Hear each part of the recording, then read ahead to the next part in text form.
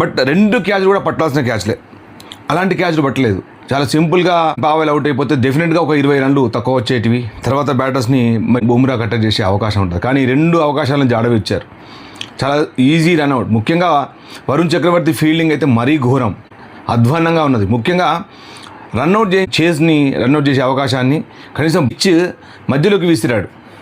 కనీసం అటు wicket keeper side కానీ అటు బౌలర్ సైడ్ కానీ లేదంటే వికెట్లనైనా కనీసం అటు బ్యాటర్స్ ఎటున్నారు, ఇంత ఆలోచన లేకుండా క్రికెట్ ఆడుతున్నారంటే నాకైతే ఆశ్చర్యం అనిపిస్తున్నది.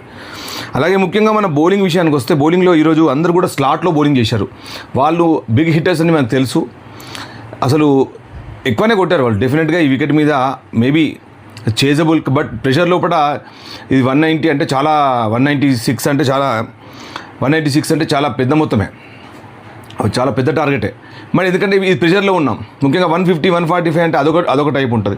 బట్ 196 కొట్టాలి. 196 అంటే డెఫినెట్గా బ్యాటర్స్ అందరూ కూడా మరి జూలు వదల్చాలి, మరి సింహంలా ఆడాలి.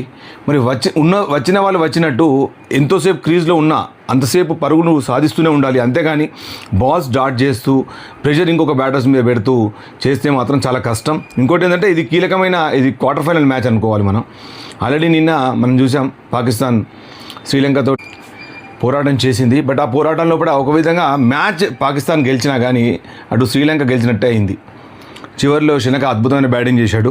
బట్ ఈరోజు అలాంటి బ్యాటింగ్ స్టైలే ఒక 2-3 బ్యాటర్ చేస్తే కానీ ఈ మ్యాచ్ ఇండియా గెలవడం కష్టం.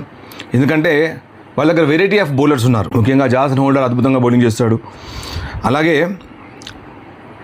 మాథ్యూ ఫోర్డే, అలాగే మోతీ, అలాగే అఖిల్ హుస్సేన్, జోసెఫ్ అయితే మంచి వేగంతో కూడిన మంచి బౌలింగ్ చేస్తాడు. సో ముఖ్యంగా ఈ మ్యాచ్ మనం గెలవాలంటే ఓపెనింగ్ పార్ట్నర్షిప్, ముఖ్యంగా సంజు శాంసన్ నుంచి పరుగులు రావాలి. అలాగే అభిషేక్ శర్మ వైపు కూడా వికెట్ పోకుండా మరి పరుగులు సాధించాలి. ముఖ్యంగా ఇషాన్ కిషన్ కూడా తనదైన శైలిలో చెలరేగితే మరి మ్యాచ్ గెలవడం పెద్ద కష్టం కాదు.